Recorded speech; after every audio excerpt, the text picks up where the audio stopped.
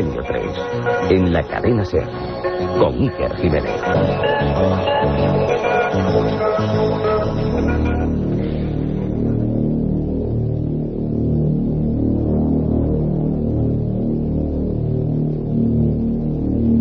Buenas noches, 3 y 6 minutos de la madrugada, seguimos en la sintonía de la cadena SER para toda España y para el mundo, y comienza la segunda edición de Milenio 3, con un menú de verdad yo creo que bien surtido para esta madrugada.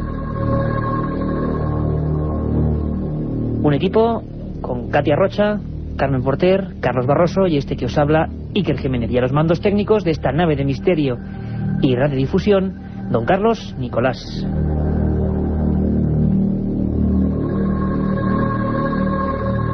En la primera edición de Milenio 3, la que siempre hacemos de 10:30 a 11, ya sabéis que es nuestra primera cita, hemos tratado un tema tremendo, un tema que a muchos oyentes que nos han escrito a milenio3@cadenaser.com, milenio3@cadenaser.com, les ha puesto los pelos como escarpias, como se dice en la vieja Castilla.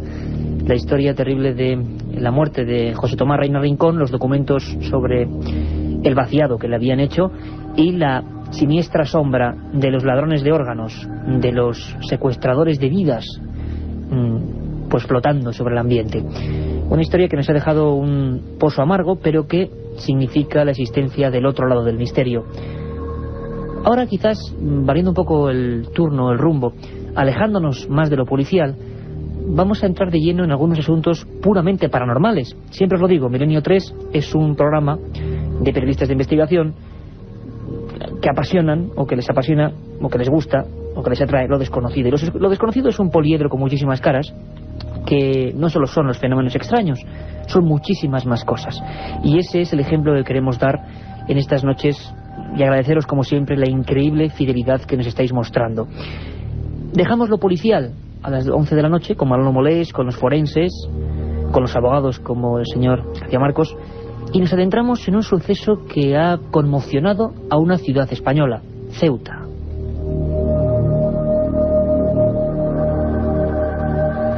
En Ceuta ha pasado algo realmente curioso, realmente extraño, fuera de lo común.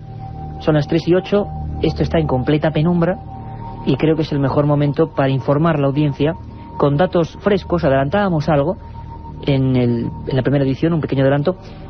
Quizá por última vez la policía ha intervenido, ya ha declarado públicamente, 8 miembros en concreto han sido testigos de fenómenos extraños en un lugar sinceramente poco agradable, que a nadie le gusta visitar, un tanatorio, el de Ceuta.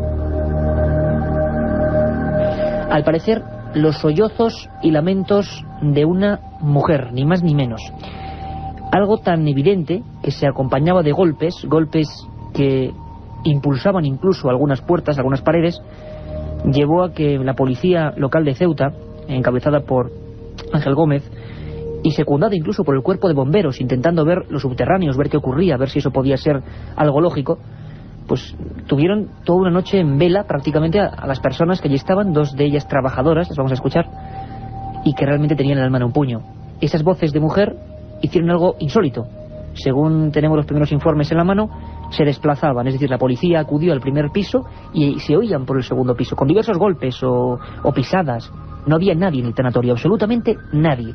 Cuando los 8 miembros, escúchenme bien, 8 miembros de la policía con 4 coches patrulla subían a esa planta, las voces bajaban. No era ningún animal, aparentemente, es el último misterio.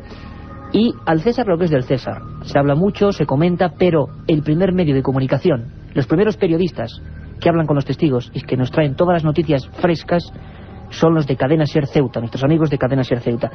Allí está don Antonio Martín. Antonio Martín, buenas noches. Hola Iker, buenas noches. Bueno, primero, ¿qué ha pasado en Ceuta? Es decir, ¿cómo está ahora mismo la población? ¿Qué se piensa? ¿Ha ocurrido algo muy extraño en un lugar ya de por sí, bueno, pues un poco sobrecogedor, como es un tanatorio, ¿no? Efectivamente, ha sido uno de los temas más comentados en la ciudad autónoma de Ceuta en los últimos días, y es que el tanatorio de Ceuta vivía un hecho bastante extraño en los últimos días. Concretamente hace justamente una semana, en la madrugada del sábado al domingo, según han comentado y según han hecho público 2 trabajadoras del tanatorio municipal, se escuchaban ruidos aproximadamente a las 3 de la mañana. En ese momento se encontraban totalmente solas, no había ningún cadáver a quien velar, estaba el sanatorio totalmente cerrado, las dos chicas cumpliendo su labor, y a las 3 de la mañana comienzan a escucharse murmullos, gritos, una mujer llorando y posteriormente golpes en la pared. Alertadas las mujeres con cierto temor intentan buscar una explicación, buscan por las habitaciones en caso de que fuera pues un ruido procedente de alguna chica que estuviera en la zona cercana, que se hubiese quedado encerrada en el tanatorio, algo extraño pero también posible entre comillas. Este hecho pues hace que un tanto asustadas llamen a la policía local como una medida de seguridad. La policía local acude al tanatorio, acuden un total de 8 efectivos y concretamente los ocho agentes escuchan los mismos ruidos, escuchan esos murmullos, esos gritos, esos golpes. Incluso Antonio, exactamente, golpes, ¿no? Que los agentes pueden perfectamente cerciorarse de que están produciéndose dentro del inmueble. Así es, porque la primera sospecha era que bueno, se trataba de una broma, alguien que a través de un dispositivo electrónico pues estaba haciendo llegar ese sonido, bien a través de una grabadora, bien a través de otro cualquier sistema que pudiera emitir esos sonidos. Pero la policía local registra totalmente la zona inferior, el primer piso o el bajo del tanatorio, no encuentra absolutamente nada. Todas las habitaciones estaban cerradas con llave, se van abriendo, se van registrando, se van mirando pues a ver si hay algún aparato que emite ese ruido, y no se escucha nada. Lo curioso es que la policía local sube al primer piso y los ruidos se escuchan abajo. La policía local vuelve a bajar y los gritos se escuchan ahora en el primer piso. Qué curioso, o sea, se trasladaban de un lugar a otro aparentemente. Vamos a escuchar, Antonio, una entrevista, un pequeño corte, una declaración de la entrevista que tú puedes hacer a Gemma Sánchez, una de las empleadas de limpieza, porque realmente, bueno, hace la radiografía perfecta de lo que ocurrió esa noche entre el 10 y el 11 de noviembre. Pues nada, entrando en el turno de noche, mi compañera y yo en Carly, bueno, pues estábamos esa noche que no había ningún difunto. Bueno, pues sobre las 3 de la madrugada yo escuché unos gritos, ¿no?, de una mujer, y se lo comunico a mi compañera. Digo, Encarni, ¿tú estás escuchando lo mismo que yo? Dice, la verdad es que sí. Dice, pues vamos a ir en auxilio de esta mujer por si le está sucediendo algo. Pues cogimos las dos, registramos todo lo que es el tanatorio municipal, salimos al patio, inclusive a la calle, a vigilar por si era alguna chica de la barriada, y nada, y no encontramos nada. Bueno, pues estuvimos una hora escuchándolo las dos, claro, esperando que eso se calmara, pero que va, cada vez era más intenso. Bueno, pues decidimos pues llamar a la policía local, que inmediatamente pues se personó allí en el tanatorio. Entonces eran 4 coches y 8 policías locales que se registraron todo el tanatorio. Nosotros ya solo comunicamos a ellos que ya lo habíamos registrado, pero ellos volvieron a registrarlo y nada, y allí no encontraron nada. Incluso ellos escucharon los mismos gritos. Entonces no sabíamos, y todo procedía del tanatorio.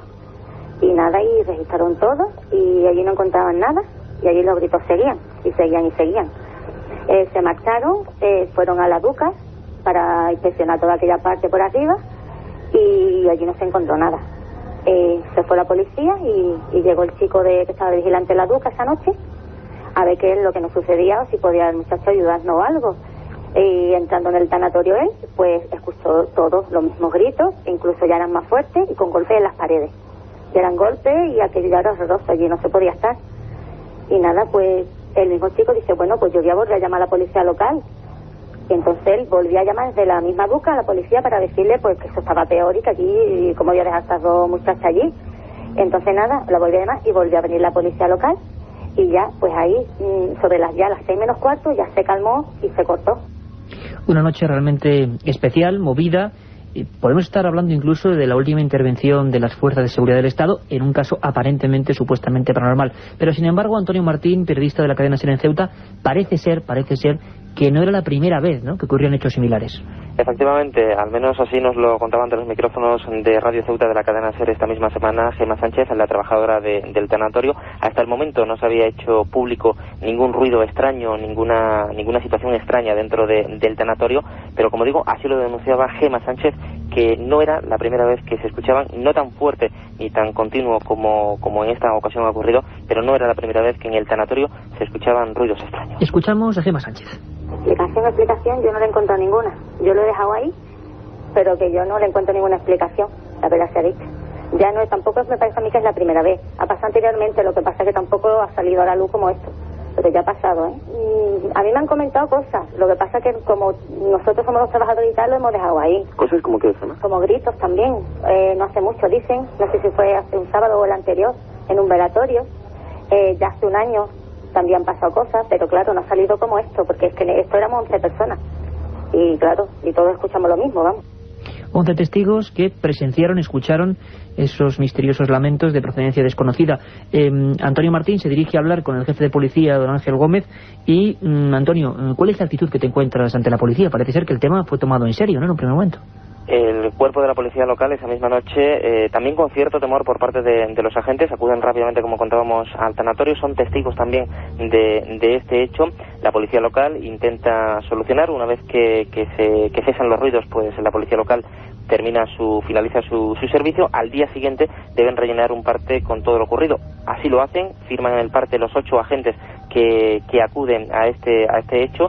Al día siguiente, el cuerpo de la policía local, al no encontrar una razón o una explicación razonable o lógica a todo esto, abre una investigación conjuntamente con el cuerpo de bomberos. Agentes de la policía local, miembros del Servicio de Extinción de Incendios de nuestra ciudad, acuden al tanatorio e investigan todo alrededor. Buscan alcantarillas, solicitan al Ministerio de Defensa, propietaria de ese terreno, una serie de planos por si existiesen túneles que llevaran directamente al tanatorio. No existen esos túneles. Intentan buscar a través de las alcantarillas, buscan en las azoteas del propio tanatorio y de la empresa Dúcar, una empresa dedicada al transporte de combustible, en la que hay ubicada varios tanques de combustible. Revisan milímetro a milímetro la empresa Dúcar y el tanatorio, no encuentran una razón lógica y por tanto la policía local que abre investigación de todo lo ocurrido, aunque de momento sin encontrar una respuesta lógica a lo que sucedía en la noche del pasado sábado en el tanatorio. Y esto es lo que el jefe de policía, don Ángel Gómez, le comentaba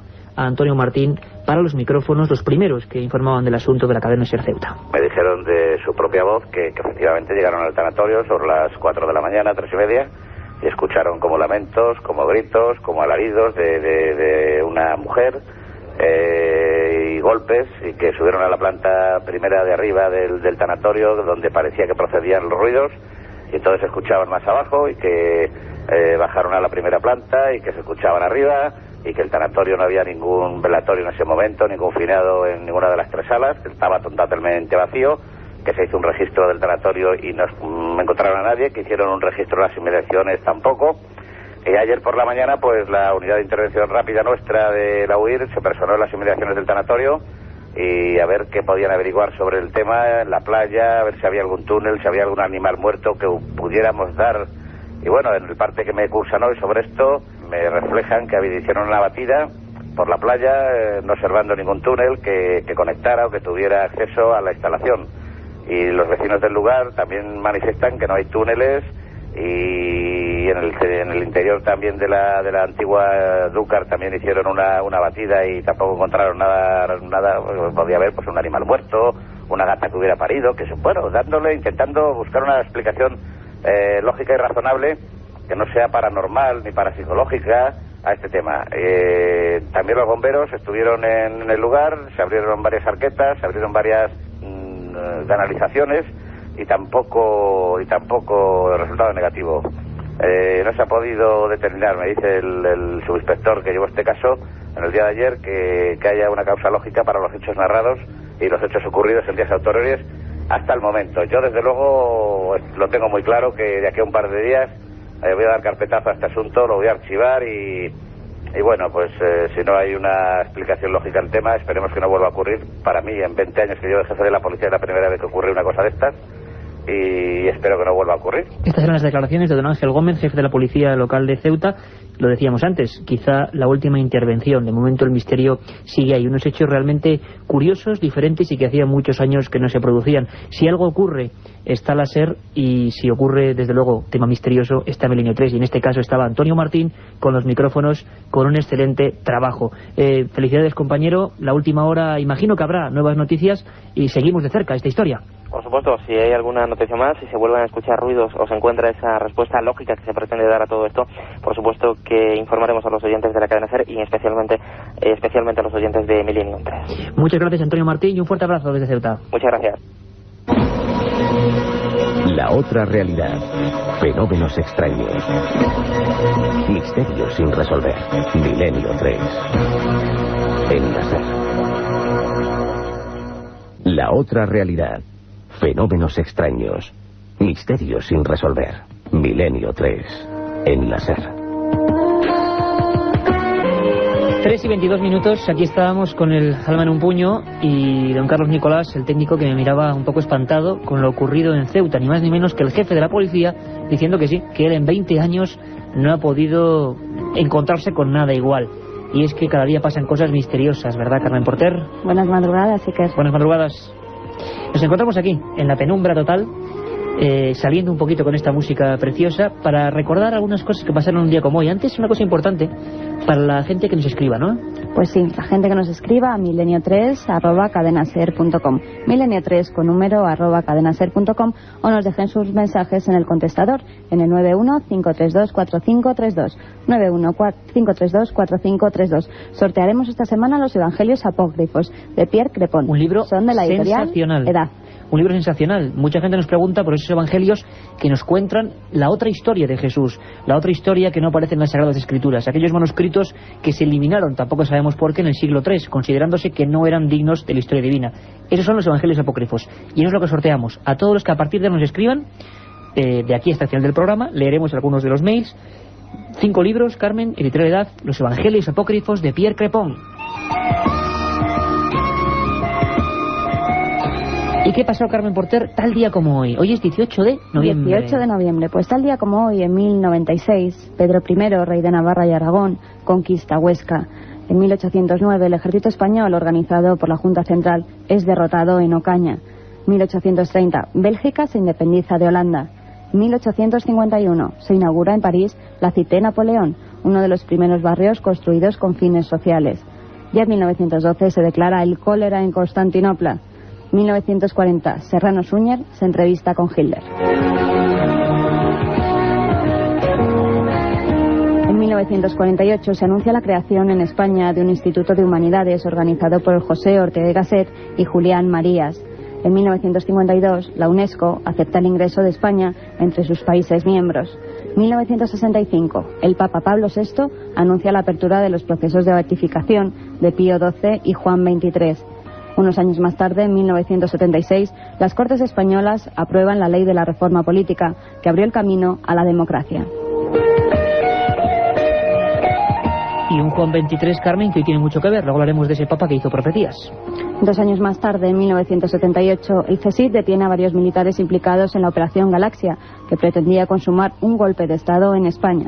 1984, cientos de miles de personas recorren en silencio el Paseo de la Castellana en Madrid para protestar contra la política educativa del gobierno, el LODE.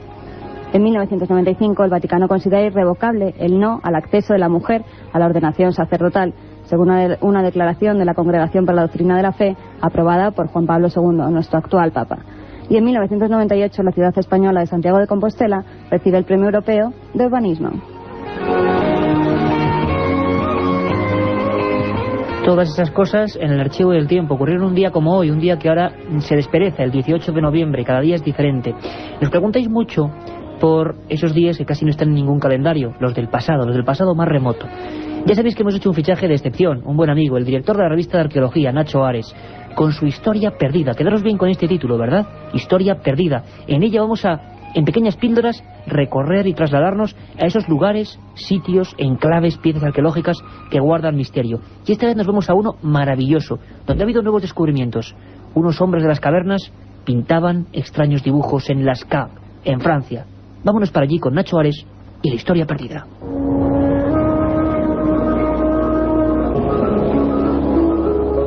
En 1940 se descubrió la cueva de Lascaux, en Francia. Este hallazgo lo que hacía era dar autenticidad a otra gran cueva descubierta en 1875 por Marcelino Sánchez Otuola, la cueva de Altamira.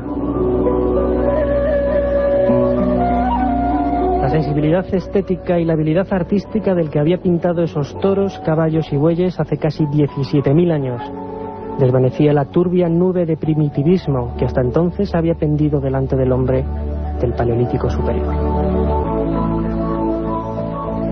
Las interpretaciones clásicas del abate Breuil decía que estas pinturas eran pinturas mágicas y que con ellas los hombres primitivos pretendían hacer una llamada también mágica a la caza de animales salvajes.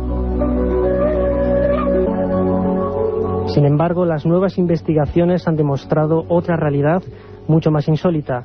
Estas pinturas seguramente tuvieron mucho más que ver no con la magia de las cazas de animales, sino con algo turbio relacionado con el mundo de la astronomía. Según muchos investigadores, en la cueva de Lascaux se encuentra la representación más antigua de la constelación de Tauro. Sobre uno de los paneles de esta cueva francesa nos encontramos con el dibujo de un toro de 6 puntos negros de pequeño tamaño sobre uno de sus hombros. Para estos astrónomos, estos puntos coinciden perfectamente con las Pléyades. Además, la cabeza del animal, que serían las Síades, y la estrella de Aldebarán completan una constelación mucho más relacionada con el mundo de la astronomía hace miles de años. La explicación que han dado estos astrónomos al inquietante nuevo descubrimiento e interpretación de las pinturas de Lascaux quizás está relacionado con la representación del equinoccio de otoño, quizás del año 15.300 a.C., justo a finales de la última glaciación.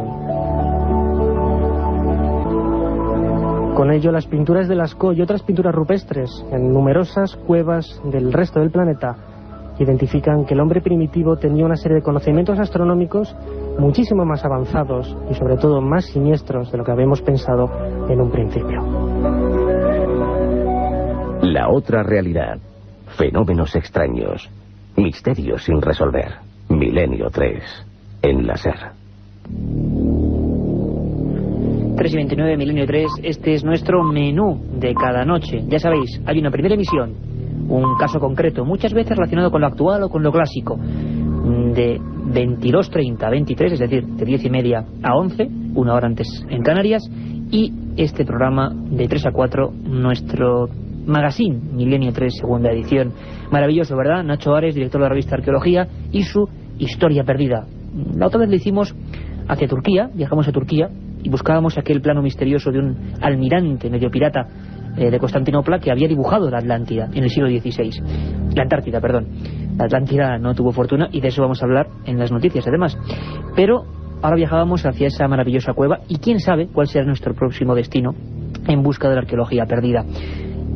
Sabéis que todo este material, todas estas cosas, radican muchas veces en la investigación de campo, en ir a los lugares, como hemos hecho ahora mismo en Ceuta. Pero también es cierto que una buena biblioteca, un buen archivo, es fundamental para el investigador y para el que se interesa por estos temas.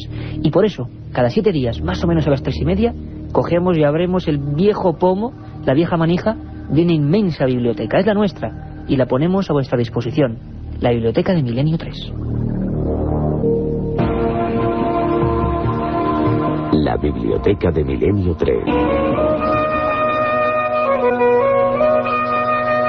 Y estamos ya en el interior de esta biblioteca antigua, vieja, pero siempre con novedades. Y en esta ocasión unas novedades que son quizá difíciles de conseguir y que por eso recomendamos, porque no solo las grandes editoriales tienen que ser las primeras y las más accesibles.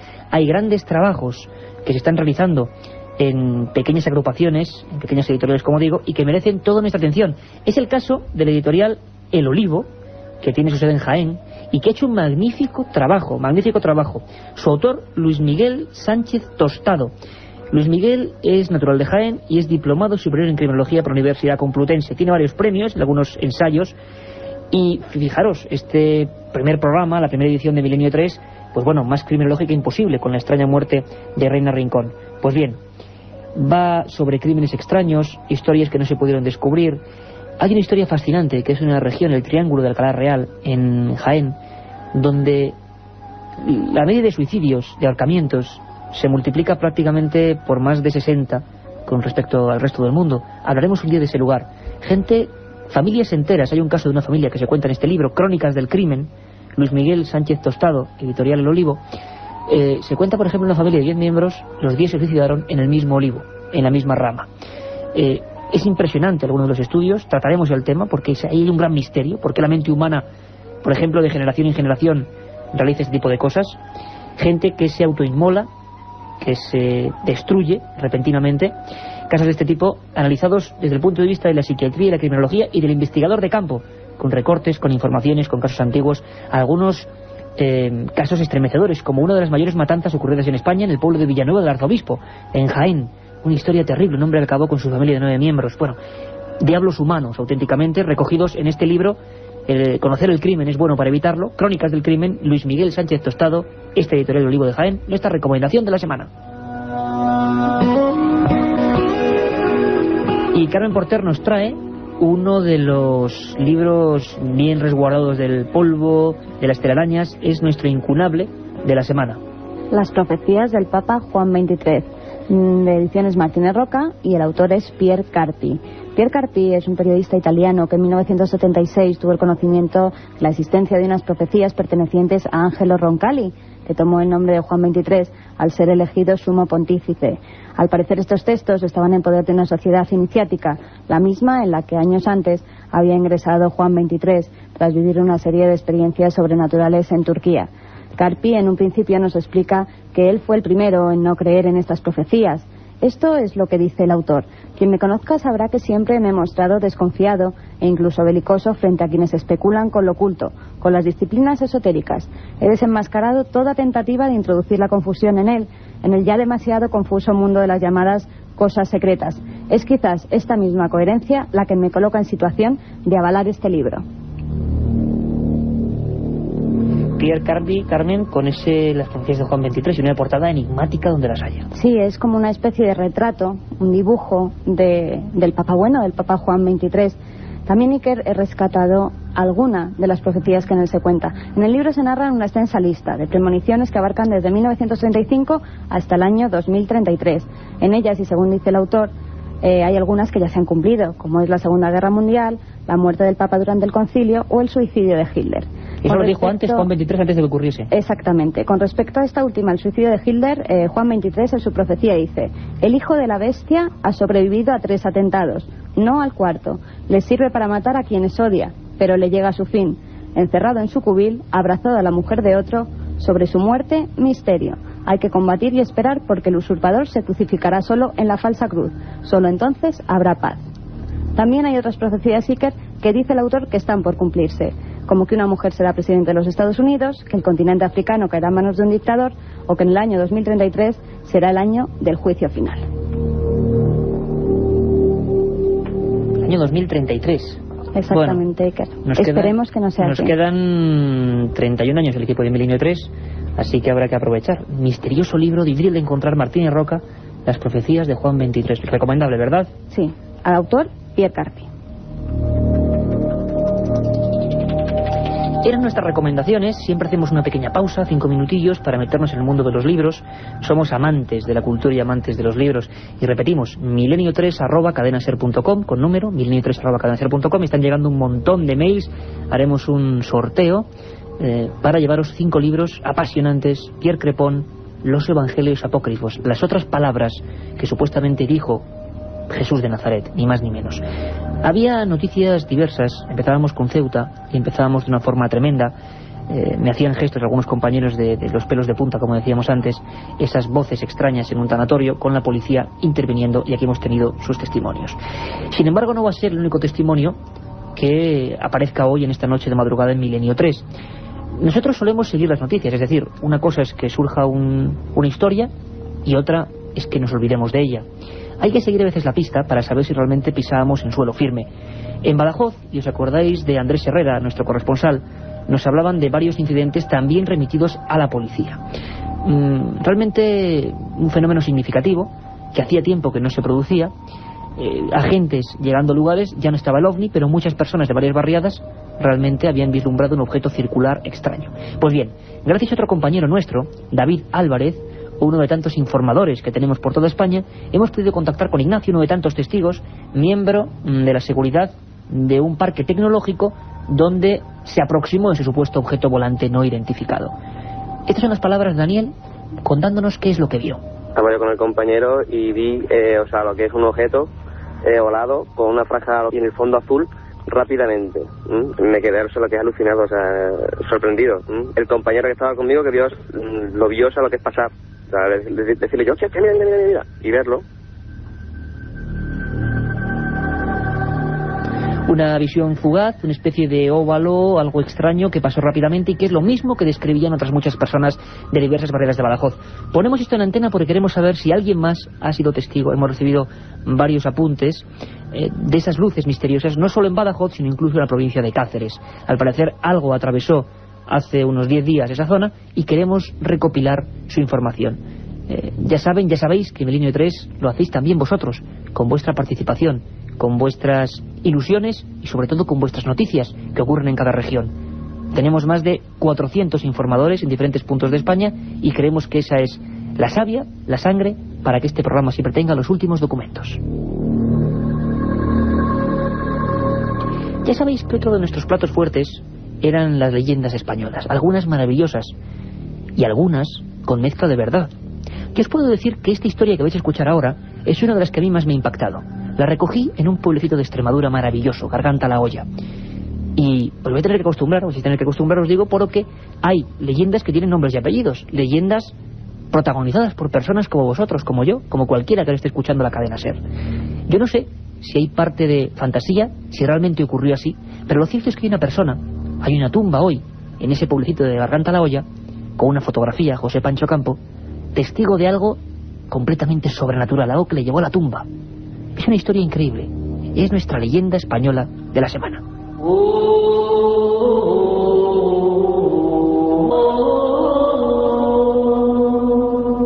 Nuestras leyendas.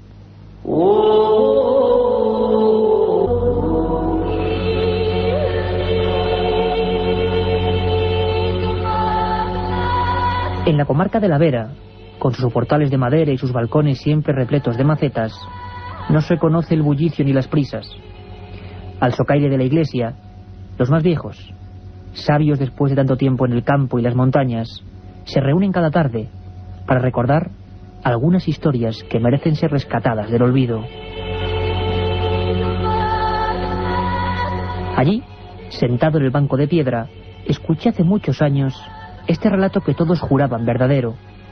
Aquellas voces desdentadas me confesaron que todo ocurrió en 1947, una época llena de penurias y de hambre. El testigo era un pastor, se llamaba José Pancho Campo y vivía muy cerca de donde nos encontrábamos. Aquel buen hombre, según rezaba su propio sobrino Alejandro, se había tareado demasiado en la recogida de castañas. Su labor era básica, pues de eso vivía toda la familia. Una tormenta terrible, llena de relámpagos y rayos, le sorprendió bajando por un monte, conocido como La Casilla. Asustado, corrió a refugiarse en una choza, un lugar que los pastores habían construido hacía siglos para ayudar a los caminantes. Los lobos podían andar cerca, y bueno refugiarse y encender la lumbre. Había pasado no más de una hora, cuando 3 golpes secos sonaron en la puerta de madera. José Pancho, acurrucado junto al fuego y guareciéndose con una manta, dudó un instante. ¿Quién sería aquellas horas y en mitad del monte? Procuró cubrirse la cabeza y hacer oídos sordos. ¿Sería el viento o alguna alimaña intentando encaramarse al portón? Justo lo pensaba cuando aquellos 3 golpes, que nada bueno podían presagiar, sonaron aún con más fuerza.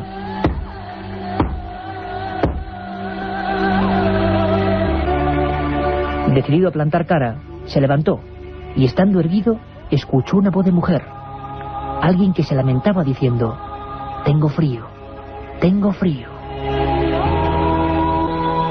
El bueno de José abrió la puerta y allí vio una figura baja, enlutada con oscuros ropajes. Era una monja, quizá una hermana que procedía del cercano monasterio de Yuste. El cabrero se persignó como era la costumbre, pero la religiosa no respondió. En silencio echó a andar y se colocó junto a la pared, al lado de las llamas. Al girarse, el Pancho descubrió algo que le marcaría hasta el fin de sus días. El fuego alumbraba la estancia. Era una monja, sí, pero bajo sus negras galas asomaban 2 pezuñas de chivo. Nadie sabe qué ocurrió después. El 21 de noviembre de 1947, En el paraje conocido como La Casilla, término municipal de Garganta La Olla, se encontraron a José Pancho Campo, víctima de un shock emocional, a punto de morir de miedo, hecho un ovillo y tiritando, incapaz de salir por su propio pie de aquella miserable choza. Poco después, el pastor, antaño valiente y trabajador en las noches y las montañas, se volvió temeroso, susceptible. Para él había sido una terrible señal, una visita del mismísimo Satanás disfrazado, y con ese convencimiento murió, preso del pánico hasta su última expiración, en una casa que se alzaba junto al camino donde todo ocurrió. En el viejo camposanto, escondida entre las matas, se asoma una tumba. Sobre el sepulcro hay una fotografía del tiempo feliz, mucho antes de que lo extraño se cruzase en su camino. La visité, me arrodillé entre el silencio y le hice 2 fotografías. Mi cámara había reflejado, una vez más, el retrato de una leyenda. Un viaje en busca del misterio. Milenio 3, en la SER. Era la historia de José Pancho Campo, que aún se guarda entre los vecinos de Garganta La Olla. Francisca, el Kiko, Alejandro, su propia familia me confesó esta historia, que bueno, parte de la leyenda o parte de la realidad. Lo cierto es que ahí está, con nombres y apellidos, y ese hombre acabó convencido de que se había encontrado con Satanás. Y más de uno hay por España, más de uno, que ha tenido semejantes trifulcas con personajes realmente misteriosos. Ahora mismo, con esta sintonía, nos vamos a una semanita llena, repleta de información y de noticias. Carmen Porter, parece que el sudario, la sábana santa de Turín, dicen algunos rusos, que es medieval. Pues sí, que eso es lo que afirman 2 científicos rusos, Dmitry Vonorov, de la Academia de Ciencia Rusa, y Vladimir Shurdin, del Instituto de Astronomía, confirmaron que los estudios realizados en 1988, en los que se aseguraba, después de realizar la prueba del carbono 14, que la síndrome databa de la Edad Media, pues ellos dicen que eran correctos esos datos. Posteriormente, muchos estudiosos aseguraron que el carbono 14 podía haberse visto alterado por los incendios que sufrió la sábana, por el aceite de las velas y por haber estado expuesta en numerosas ocasiones a la intemperie. Pero estos científicos rusos han afirmado que todos esos agentes tan solo pueden alterar la datación en unos 40 años y que la síndrome pertenece con toda seguridad al siglo XIII. Además, parece que esta semana no solo ha habido cosas relacionadas con lo aparentemente tangible, como es la sábana, que está ahí en Turín en el Duomo, sino que incluso cosas tan etéreas que siempre, están dando la vuelta por ahí, a veces dice que se descubre, a veces que en Canarias, a veces que en Bimini, a veces que en diferentes puntos del globo. Parece ser, y esta palabra hay que utilizarla con mucha cautela, que la Atlántida ha sido por fin captada en imagen. Eso es lo que dice un submarino no tripulado que se sumergió a 2000 metros en la costa de Cuba. Ha logrado captar imágenes de una extraña ciudad que se piensa puede ser la mítica Atlántida. En las grabaciones se puede observar una gran cantidad de piedras lisas y blancas que se aglutinan formando cuadrados e incluso formas piramidales.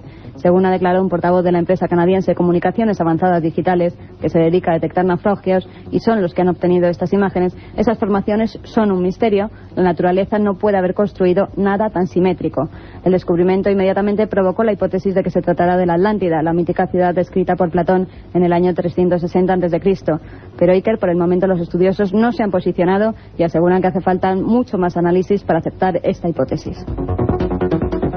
Y ahora nos vamos a un país y a un tema que a ti te gusta mucho, que son las apariciones marianas. Parece que esto nunca recae, sea cual sea el tiempo, y más aún a principios, finales de un siglo, de un milenio, vuelven con una actividad tremenda. Ha ocurrido en Italia. Pues sí, que parece que desde 1947 Angela Volpini asegura que se le aparece la Virgen. Sobre estas supuestas apariciones marianas nos informa el corresponsal de la cadena SER en Italia, Joan Solés. Angela Volpini era una pastorcilla de solo 7 años en 1947 cuando vivió la primera de las 80 apariciones de la Virgen, que desencadenaron tal fervor en la posguerra mundial que 300.000 italianos peregrinaron entonces a la pequeña población de Casanova de Stafora, en la provincia de Pavía, entre Génova y Milán, fascinados por las imágenes difundidas por el noticiero cinematográfico Luce, el equivalente al Nodo en España. In braccio al padre, colei che sarà forse la piccola e ispirata gentile Bernadette d'Italia. En brazos del padre, esta es la pequeña y gentil inspiradora de la Bernadette de Italia. Así se presentaba en las pantallas de cine en blanco y negro de todo el país. Se llama Angela questa bambina, alla quale appare il 4 di ogni mese la Madonna. Se llama Ángela a esta niña a quien se aparece el 4 de cada mes la Virgen. La singularidad de estas apariciones radicaba en el carácter cósmico de la visión sobrenatural y del mensaje político anticomunista de la Virgen, según el relato de Ángela, que hoy, a sus 62 años, casada y madre, recuerda así su infancia. 47 al 50 era Prato, come la prima volta. Poi nel 50... Del 47 al 50 aparecía en la pradera, asegura. Después se construyó una capilla y un recinto para protegerme de la muchedumbre. E dal 50 al 56 la Madonna è apparsa su queste pietre. Y del 50 al 56 la Virgen aparecía en estas piedras. Certo, ho avuto una vita di grande solitudine. Es cierto que he vivido en soledad, reconoce. A venire ogni 4 del mese, un po' per tenermi compagnia. Por ello María aparecía el 4 de cada mes, en parte para hacerme compañía. En 1947, recién levantado el telón de acero por Stalin e iniciada la Guerra Fría, las primeras elecciones democráticas tras la constitución de la nueva república llevaron a Italia al borde de una guerra civil entre comunistas y democristianos, hasta tal punto que el Papa Pío XII autorizó las actividades anticomunistas al clero. La democracia cristiana difundió el mensaje mariano revelado a Ángela, ganó las elecciones y gobernó prácticamente los siguientes 40 años. Todo un milagro. Sono stata abituata ad essere accusata, derisa. Me he habituado a ser acusada de fraude tantas veces en mi vida, se lamenta Angela Volpini, que hoy dirige un centro espiritual en el lugar de las apariciones, jamás reconocidas como tales por la Iglesia Católica. La vieja pradera es hoy un frondoso bosque gracias a la Virgen, asegura la señora Volpini, que paradojas de la vida ha creado además 2 empresas de producción agraria en estos parajes en régimen de autogestión. A veces la polémica, gente que se hace de oro también con el asunto de María, de la aparición celestial. Eso son cosas que también hay que investigar. El lado oscuro de María a veces nos lleva a sorpresas realmente morrocotudas. Parece ser que ni más ni menos las leyes de la gravedad de Newton, uno de los parámetros por el que se fija toda nuestra física y concepción de la realidad, ha sido robado. Carmen Porter. Pues sí, que unos ladrones han robado el famoso libro en el que el físico del siglo XVII, Isaac Newton, formuló la ley de la gravedad. Los cacos se llevaron de la Biblioteca Nacional Rusa en San Petersburgo una primera edición de la obra Philosophiae Naturalis Principia Mathematica, donde el físico formulaba las 3 leyes del movimiento y la ley universal de la gravedad. El libro, que fue publicado por primera vez en 1687, está considerado como uno de los más importantes de la historia de la ciencia moderna. Una terrible pérdida, un auténtico incunable, ¿verdad? Este sí que tiene que ser auténticamente inalcanzable y que ahora mismo está en manos desconocidas. Un viaje en busca del misterio. Milenio 3, en la SER, la otra realidad. Milenio 3, en la cadena SER. 3 y 53 minutos y espero que estéis disfrutando con este menú de madrugada. Hemos estado en Ceuta con los policías, con los testigos, nos hemos ido a Badajoz a observar los últimos ovnis que han atravesado España y que también han sido certificados por la Policía Nacional. Hemos viajado por las leyendas de España, por la historia perdida, por los libros, por las noticias de todo el mundo, con esa magnífica crónica de ese corresponsal, también magnífico, Joan Solés, como lo son todos los de la cadena SER, que se vuelcan cada semana con este programa. Y sería injusto, no estaría bien acabado Milenio 3 si en esta recta final, como digo, no hablásemos de vosotros, de los oyentes, de esa fidelidad que nos estáis demostrando día tras día y que se ha reflejado, para sorpresa increíble nuestra, de una manera brutal en los índices de audiencia. Os deseamos todo lo mejor y yo siempre repito lo mismo, queremos ser un club, todos juntos, que nos informéis, que hagamos cosas juntos y que estéis ahí pendientes. Por eso mismo, ahora mismo Carmen saca calientes los mails que van llegando a milenio3@cadenaser.com. Tenéis toda la semana para ganar esos libros de Pierre Crepon, los Evangelios Apócrifos, y luego al final vamos a dar, o si quieres incluso al principio, Carmen, porque si no se nos olvida, los ganadores de lo que fue el libro de la semana pasada. Siempre hay una semana de espacio para ganar. El libro era maravilloso también, ¿verdad? Sí, era el de Nacho Ares, Tutankamón, el último hijo del sol, publicado por la editorial Oberón. Los ganadores han sido Ramón Maturana González, Ana María Vives, José Ángel Molina, Inés García Beltrán y Sofía Rubio Ortiz. Esas 5 personas tienen 5 libros. Tutankamón, el último hijo del sol, de Nacho Ares. Yo creo que es un buen premio por escucharnos. Y con esta música, que también se llama Milenio, por la que preguntáis muchísimo, que es nuestro final, ya es hora de los oyentes. Carmen Portero, un montón de mails, ¿verdad? Pues sí, y vamos a empezar con uno que me ha gustado muchísimo. Nos lo mandaba José Carlos Castro y nos dice: hola a todos, amigos del Sobrenatural. Llevo yendo el programa de Iker Milenio 3 desde julio. La verdad, y lo digo tal y como viene, soy un poco cagón. Y cuando poníais algunas psicofonías, pues le quitaba la voz a la radio, lo confieso. Pero ahora también confieso que me tenéis totalmente enganchado. Tengo total dependencia de vuestro programa. Es más, no me basta solo con los domingos. Así que me voy a la web y de vez en cuando escucho algún que otro programa, aunque ya lo haya escuchado. Ahora bien, he empezado a trabajar y los lunes me tenéis muerto de sueño en el curro. Pero lo más bueno, ¿no sabéis lo que es? Llevo 3 semanas trabajando. Pues mi jefe siempre me decía: ¿qué? Los lunes son malos, ¿eh? Mi jefe, la 3ª semana, mosqueado, me preguntó: oye, ¿tú te vas de juerga los domingos o qué? Él se ríe también y nos dice, total, que le conté lo del programa y ahora también viene él los lunes dormido. Ya os imagináis, ¿no? Qué bueno, hemos hecho un adepto para la secta de Milenio 3 en ese jefe y en ese empleado. Estamos de verdad muy contentos de que estéis así. Y además recordar que, como hacía este compañero nuestro, ¿su nombre era, Carmen?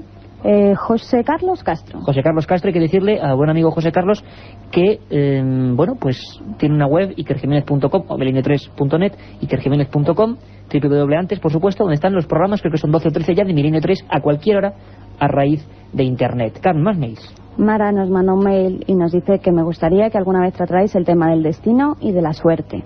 Destino y suerte. Parece ser que hay un montón de historias de la buena y la mala suerte que vamos a contar. Hay anécdotas realmente interesantísimas a lo largo de la historia, con personajes públicos que merece la pena ser recordado. Y también un tema muy bonito, las grandes casualidades. Incluso hay mensajes del contestador, ¿verdad, Carmen? Sí, exactamente. Y vamos a poner esta noche uno de esos mensajes, como ejemplo, uno de tantos. A ver qué nos decía. Me parece que no lo tenemos, a ver si el técnico nos pone ese mensaje. Vamos a ver si entra, Carlos. Ahí está. Sí, hola, buenos días a todo el equipo de Milenio 3. Mira, me llamo José Luis Barreiro de Cambrils y quisiera hablaros. Hace unas semanas se ha descubierto lo que puede ser un 10º planeta en nuestro sistema solar. Y quería preguntaros, hay una tribu africana que, si no me equivoco, se llama los Dogon, que también han descubierto una estrella Sirius B o algo así. Bueno, si me podéis comentar algo sobre el tema, porque verdaderamente me interesaría. Muchísimas gracias. Adiós y felicidades por el programa.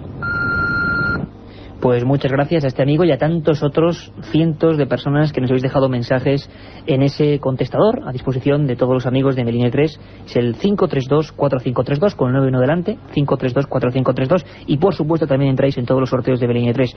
Los Dogones, Mali, una cultura apasionante que miles de años antes de que la ciencia descubriese Sirio A, Sirio B sobre todo, ellos ya la describían, la llamaban Potolo, una cosa muy curiosa, uno de esos enigmas de la antigua historia que repasaremos además con Nacho Ares en esos trozos de historia perdida. ¿Algún mail más, Carmen? Pues Serguer30 nos manda también un mail, pero esta vez no para solicitarnos nada, sino enviándonos unas fotos en las que aparecieron 2 objetos extraños en el cielo. Dice que si las podemos analizar, las miraremos, que él las hizo con una cámara digital, que las pasó al ordenador y entonces... ¿Dónde ocurrió? ¿Le pasó en alguna ciudad? Era en La Coruña, en el 2001, en agosto del 2001. Es muy importante esto, Carmen, porque hay que animar a toda la gente para que nos envíe supuestas psicofonías, que nos llegan un montón, fotografías de objetos, cualquier cosa extraña. Aquí somos una red de corresponsales y amigos y estamos a vuestra disposición. Y si nosotros no sabemos descifrar el enigma, que es muy probable, porque somos, ya os he dicho siempre, en el fondo solo comunicadores, pues lo pondremos en disposición de los que saben de verdad. Y algún último mail. Carmen, vamos con ello. Uno, Elohim Cutillas Valles, que nos pregunta sobre las civilizaciones antiguas, las tecnologías increíbles que se dan en esas civilizaciones y que no podían pertenecer a ese tiempo. Bueno, eso es un tema estrella, ¿verdad? Nos lo están preguntando constantemente, nos estamos guardando. Yo tengo que decir que hice ese libro que le tengo un cariño tremendo, que es Fronteras de lo Imposible, 20 países, 20 viajes, y siempre buscando desde Perú a Turquía a otros países realmente lo que se escondía en la antigüedad. Bueno, misterios de los que hablaremos largo y tendido. Y ahora, cuando quede ya muy poquito, me gustaría deciros que no perdáis ripio de la cadena SER, que sigáis con los ojos bien abiertos y que os proponemos ahora un menú maravilloso. Don Roberto Sánchez y su Si amanece nos vamos, después por supuesto de los informativos. No los perdáis, porque la madrugada de la SER siempre está repleta de sorpresas. Nos vemos nosotros en menos de 7 días.